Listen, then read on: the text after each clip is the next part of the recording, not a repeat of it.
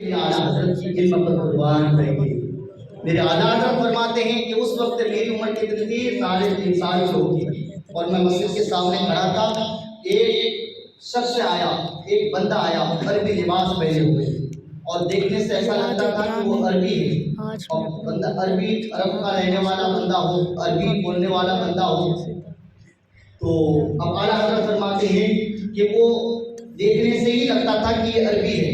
وہ میرے قریب آیا، اور آنے کے بعد انہوں نے میرے ساتھ عربی زبان میں گفتگو کرنے لگا۔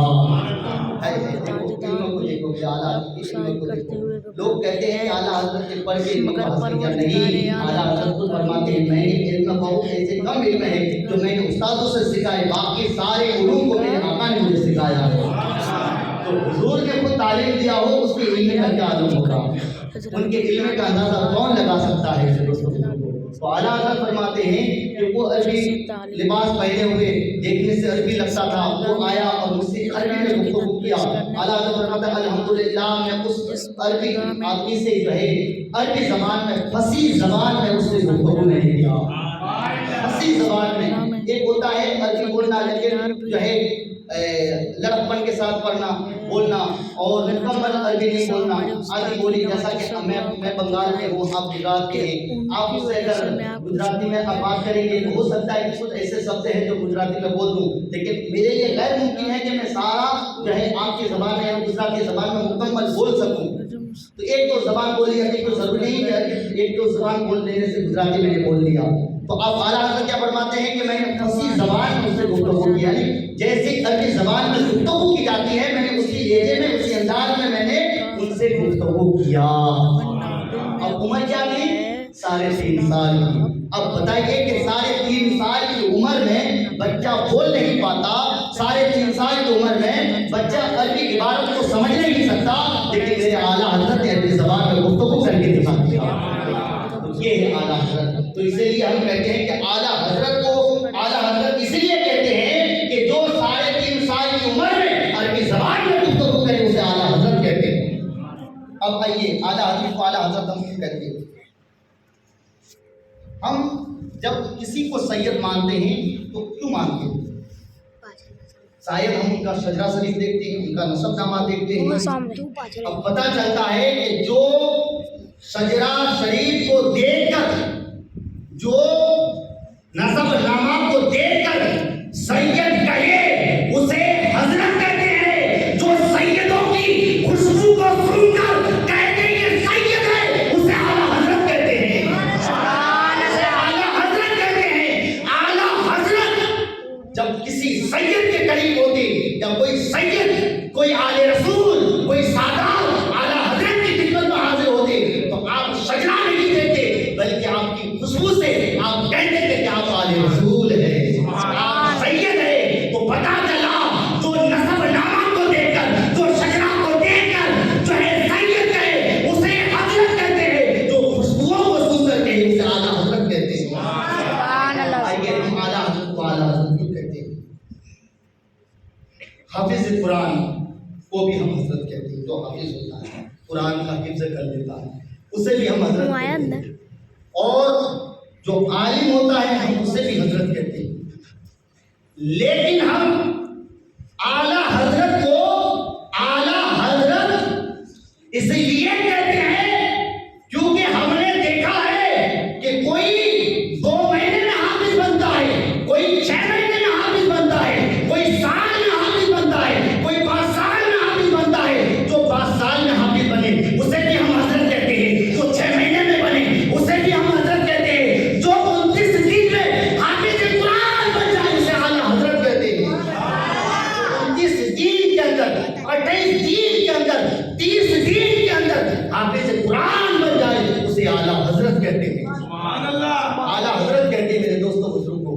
آئیے میں اعلیٰ حضرت کا واقعہ آپ کو بڑی تفصیلی کے ساتھ بتانا چاہوں گا جس سے ہمیں اور آپ کا ایمان تازہ ہو جائے۔ اعلیٰ حضرت کی محبت میں مچل کے کہہ دیجیے سبحان اللہ۔ دیکھیے اعلیٰ حضرت 29 دن کے اندر تو حافظ قرآن بنے۔ اب یہ واقعہ جب سنیں گے تو آپ کا ایمان تازہ ہو جائے گا، آپ کے دل میں اعلیٰ حضرت کی محبت پیدا ہوگی۔ بات کیا تھی کہ ایک مرتبہ ایسا ہوا کہ کسی نے لیٹر کے اندر خط کے اندر جو ہے اعلیٰ حضرت کے نام پہ کوئی خط لکھا تھا، لیکن اس خط میں اعلیٰ حضرت کو حافظ کہہ کے لکھا تھا، آپ کو حافظ کہا تھا. لیکن کیا ہوا کہ جب اس خط کو کھولا گیا اور اعلیٰ حضرت نے پڑھا تو اس میں آپ کا نام کے ساتھ جو ہے حافظ صاحب لکھا گیا تھا. حافظ صاحب کہہ کر کے لکھا گیا تھا. اب اس وقت جب اعلیٰ حضرت نے دیکھا تو اس وقت کیا تھا کہ اس وقت اعلیٰ حضرت رضی اللہ تعالیٰ عنہ جو ہے حافظ قرآن نہیں تھے، حافظ قرآن نہیں تھے، کیونکہ اللہ تبارک و تعالیٰ جو ہے اعلیٰ حضرت سے ایک بہت بڑا دین کا کام لینا تھا اور اللہ نے لیا بھی کیونکہ اعلیٰ حضرت کے پاس وقت ہی نہیں تھا. تو کیونکہ آپ علم دین حاصل کرنے کے بعد جو ہے آپ کتابوں میں مصروف رہا کرتے تھے، کتابوں میں لکھنے میں فتوے دینے میں جو ہے آپ پورا وقت جو ہے مصروف رہتے تھے. ایک لمحہ بھی آپ کو جو ہے کوئی فرصت نہیں ملتی، جیسا کہ ہم گھنٹہ ضائع کر دیتے ہیں. ہاں کاروبار بھی کرتے ہیں لیکن کچھ ایسا بھی وقت ہوتا ہے جو ہم بغیر فضولی سے ہم وقتوں کو ضائع کر دیتے ہیں. لیکن اعلیٰ حضرت نے اپنی زندگی میں ایک لمحہ بھی ضائع نہیں کیا، اگر کیا تو اس کے مصطفیٰ میں کیا. کہہ دیجیے سبحان اللہ. تو کیا ہوا کہ جب حافظ صاحب کہہ کے لکھا تو میں یہ کہہ رہا تھا کہ اعلیٰ حضرت کے پاس وقت نہیں تھا. آپ پورا دن جو ہے آپ کتابوں میں لگے رہتے تھے.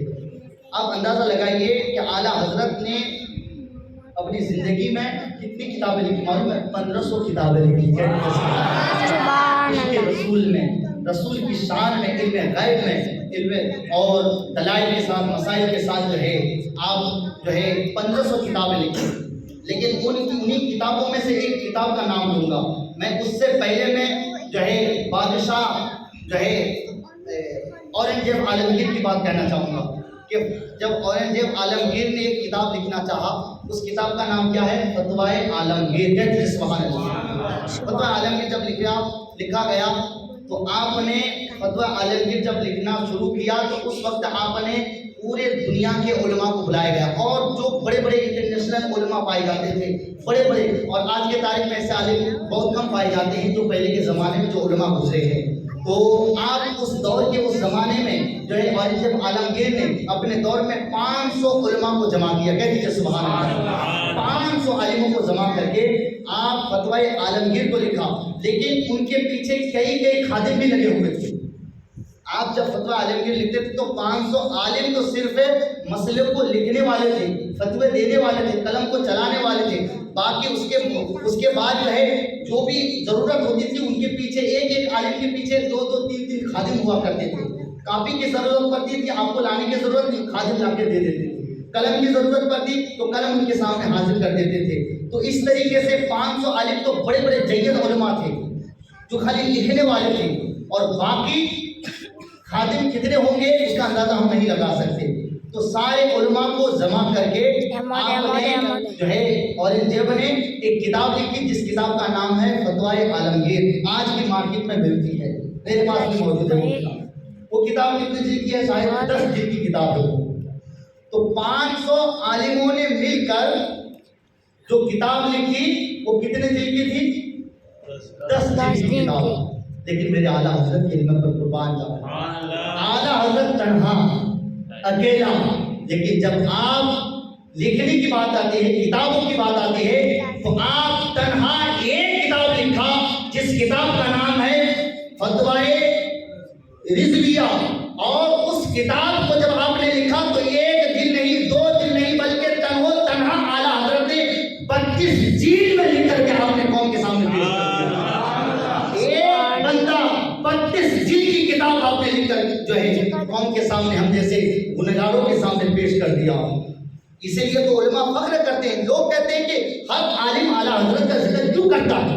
ہم نے بہت عالموں کو دیکھا ہے لیکن بڑی تفصیل کے ساتھ اتنا ذکر نہیں ہوتا جتنا اعلیٰ حضرت کا ذکر. ارے اعلیٰ حضرت کی کتابیں پڑھو پھر آپ کو پتا چلے گا اعلیٰ حضرت کیا ہے. اعلیٰ حضرت کی تعریف کرنے سے اعلیٰ حضرت کی عظمت نہیں سمجھ سکتے. اعلیٰ حضرت کو سمجھنا ہو تو اعلیٰ حضرت کی کتاب میں مطالعہ کیا کرو، اعلیٰ حضرت کی تعلیمات پر عمل کیا کرو. اعلیٰ حضرت کی جو ہے کتابوں کو جب پڑھو گے تو آپ کو پتا چلے گا کہ اعلیٰ حضرت ہے تو کیا ہے. تو میرے دوستوں بزرگوں کیا اعلیٰ حضرت ہے. تو اس طریقے سے آپ نے 1500 کتابیں آپ نے لکھی. اور آپ کتنے علوم کو جانتے تھے معلوم ہے؟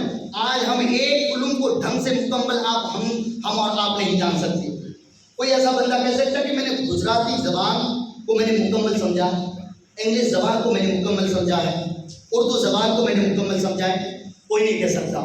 لیکن اعلیٰ حضرت کی عظمت پر قربان جاؤ, آپ نے 1500 علوم کو جانتے تھے. کتنے؟ 1500 علوم آپ جانتے تھے. اب بتائیے, اسی لیے جو ہے اعلیٰ حضرت نے صرف اردو ہی زبان میں آپ نے کتابیں نہیں لکھی, بلکہ ایسی ایسی کتابیں لکھی جو علماء کے بغیر کوئی پڑھ ہی نہیں سکتا تھا.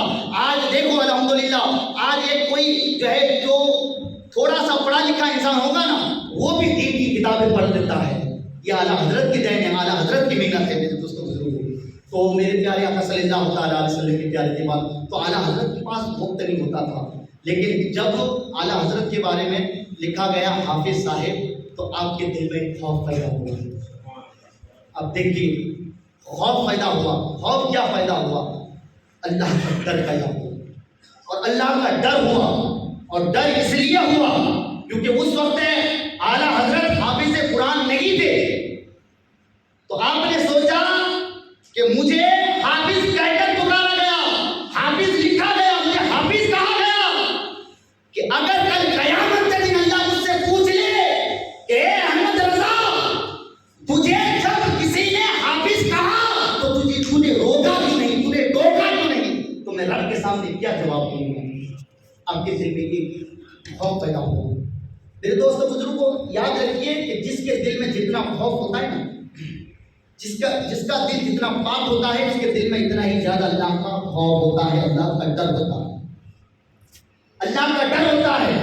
آپ دیکھیے اللہ والوں کو دیکھیے, ہر لمحہ, ہر گھڑی, ہر وقت روتے ہوئے ملے گے. صحابہ کرام کی زندگی کو دیکھ لیں, ہر لمحہ, ہر گھڑی, ہر وقت روتے ہوئے ملیں گے. غوث پاک کی زندگی کو دیکھ لیں. آؤ ہم حضرت عمر فاروق اعظم کی بات کرتے ہیں. آپ کو میرے آقا نے دنیا ہی میں جنت کی بشارت دے دی, اے عمر تو جنتی ہے. آپ جنتی ہونے کے باوجود آپ اس قدر روتے تھے, آنسو ایسے ٹپکتے تھے کہ آپ کے گالوں میں جو ہے آنسو کی نشان پڑ چکے تھے. اب بتائیے ایسے, تو پتہ یہ چلتا ہے کہ جو بندہ جتنا اس کا دل پاک ہوتا ہے, اس کے دل میں اتنا ہی خدا کا ڈر ہوتا ہے, خدا کا خوف ہوتا ہے, خدا کا خوف ہوتا ہے. لیکن ہم نے دیکھا ہے کہ کچھ ایسے بھی لوگ ہیں جو 5 وقت کی نماز سے غافل ہیں. کچھ ایسے لوگوں کو دیکھا ہے جو شراب نوشی کرتا ہے, زنا خوری کرتا ہے, حسد کرتا ہے, چغل خوری کرتا ہے, ہر برائیوں میں, ہر گناہوں میں, ہر لمحہ, ہر وقت ہم نے دیکھا ہے کہ ہر گناہوں میں مبتلا رہتا ہے, جھوٹ بولتے ہوئے ہر وقت رہتا ہے. لیکن اس کے سامنے خدا کا خوف, خدا کے بارے میں, اللہ کے بارے میں بتایا جاتا ہے, لیکن اس کے دل میں ذرے برابر بھی خوف نہیں ہوتا. اس کے سامنے جہنم کے بارے میں بھی بتا دیا جاتا ہے کہ جہنم ایسا ہوتا ہے, قبر کے حالات ایسا ہے, جہنم کی آگ ایسی ہے, جہنم کی گڑی ایسی ہے, ذرے برابر بھی خوف نہیں ہوتا. کیا اسے جہنم سے ڈر نہیں لگتا؟ کیا اسے عذاب قبر سے اسے ڈر نہیں لگتا؟ آخر جب ڈر لگتا ہے تو اس کا دل خوف خدا میں کیوں نہیں لڑتا؟ جب ڈر لگتا ہے تو پھر وہ گناہوں سے توبہ کیوں نہیں کرتا؟ جب ڈر لگتا ہے تو وہ نماز کی طرف کیوں نہیں لوٹتا؟ جب ڈر لگتا ہے تو برائیوں سے کیوں نہیں باز آتا؟ جب ڈر لگتا ہے تو چغل خوریوں سے باز کیوں نہیں آتا؟ تو دراصل بات یہ ہے کہ بندہ جب یہ گناہ کرتا ہے تو اس کے دل میں گناہوں کا دبا پیدا ہوتا ہے. جب تو گناہ کرتا ہے تو اس کے دل میں اور بھی گناہوں کا دبا پڑتا ہے. جس طریقے سے بندہ گناہوں میں مسلط ہو جاتا ہے, گناہوں میں مبتلا ہو جاتا ہے, آخر میں ایسا ہو جاتا ہے کہ اس کا دل گناہوں سے جو ہے اس کا دل جو ہے گناہوں سے جو ہے اس کا دل مردہ ہو جاتا ہے. اس کے دل میں جو ہے گناہوں کی داغ لگ جاتی ہے, کالا دھبا لگ جاتا ہے. آخر میں آپ یہ سمجھیے کہ وہ دل نہیں رہتا, بلکہ وہ دل مردہ ہو جاتا ہے. جب انسان زیادہ گناہ کرتا ہے تو اس کا دل مردہ ہو جاتا ہے. تو جب انسان کا دل مردہ ہو جائے تو پھر اسے جو ہے اللہ کا ڈر نہیں ہوتا, اللہ کا خوف نہیں ہوتا, اور کبھی وہ رب کی بارگاہ میں جھک کر نہیں روتا. اسے چاہیے کہ رب کی بارگاہ میں پلٹ کر آئے اور اللہ کی بارگاہ میں سچی توبہ کرے. پھر دیکھے انشاءاللہ سچی توبہ کرنے سے اللہ تبارک و تعالیٰ اسے کیسے معاف کر دیتا ہے. میرا رب اتنا بڑا مہربان ہے, اتنا بڑا غفور رحیم ہے. میرا رب فرماتا ہے بندہ اگر سمجھ کے جھاگ کے برابر بھی گناہ کر لے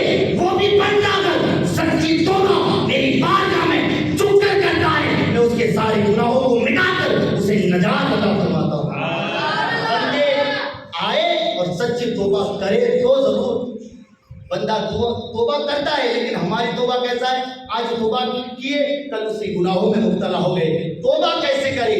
توبہ ایسے کرے، بتایا جاتا ہے جیسے دودھ تھن سے نکلنے کے بعد دودھ وہ تھن میں نہیں جا سکتا، ایسی توبہ کرے دوستو۔ تو خدا کا خوف کب ہوتا ہے؟ جب اس کا دل گناہوں سے پاک ہوتا ہے۔ بندہ وہی روتا ہے جس کا دل پاک ہوتا ہے۔ اگر ہمیں رونا نہیں آتا اللہ کی بارگاہ میں تو شاید ہمارا دل بھی جو ہے مردہ ہو چکا ہوگا۔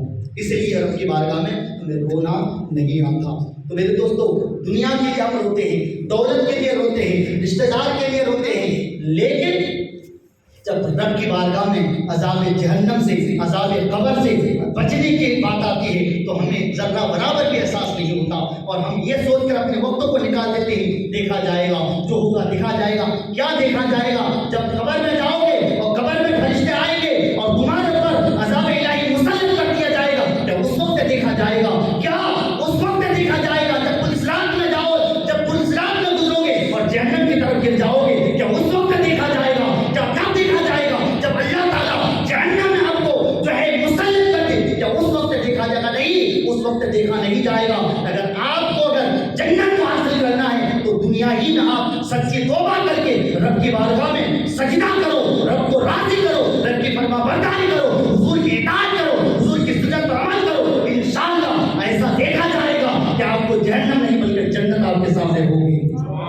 دیکھو تو جنت کو دیکھو، تو جنت کو حاصل کرنا چاہتے ہو تو دنیا ہی میں آپ سچی توبہ کرو۔ باہر گئے بات لمبی ہو گئی، مجھے یہ واقعہ بتانا مقصد نہیں تھا، لیکن بات جب آئی ہے تو بتا دیا۔ تو اعلیٰ حضرت کی جو بات ہے میں یہ واقعہ بتا کر کے میں اپنے وقتوں کو اختتام کر دوں گا۔ بڑے محبت کے ساتھ ایک مرتبہ سبحان اللہ کہہ دیجیے۔ سبحان اللہ۔ کیا ہوا کہ اعلیٰ حضرت کے دل میں خوف ہوا کہ اللہ مجھ سے جب سوال کرے گا، پوچھے گا، اے احمد رضا جب تجھے حافظ کہا تو تم نے روکا کیوں نہیں، ٹوکا کیوں نہیں، تم اللہ کی بارگاہ میں کیا جواب دو گے؟ تو آپ نے اسی وقت دل میں یقین کر لیا، وعدہ کر لیا، چاہے کچھ بھی ہو جائے پہلے میں حافظ قرآن بنوں گا۔ کہہ دیجیے سبحان اللہ، حافظ بنوں گا۔ اب بھی کیا ہوا کہ آپ حافظ بنے تو اس کی شان سے بنے۔ کیا ہوا کہ رمضان شریف کا پہلا چاند تھا۔ آپ کیا کرتے تھے کہ آپ نے عشاء کی اذان ہوتی ہے، عشاء کی اذان ہر مسجدوں کا یہ معمول رہا ہے، طریقہ رہا، عشاء کی اذان ہوتی ہے اور رمضان میں تراویح پڑھی جاتی ہے۔ تو اس سال آپ نے خود اعلیٰ حضرت نے قرآن کی تراویح سنائی۔ کہہ دیجیے سبحان اللہ۔ آپ جب حافظ نہیں تھے تو آپ قرآن کی تراویح کیسے سنائیں؟ تو سنیے اس طریقے سے سنائیں۔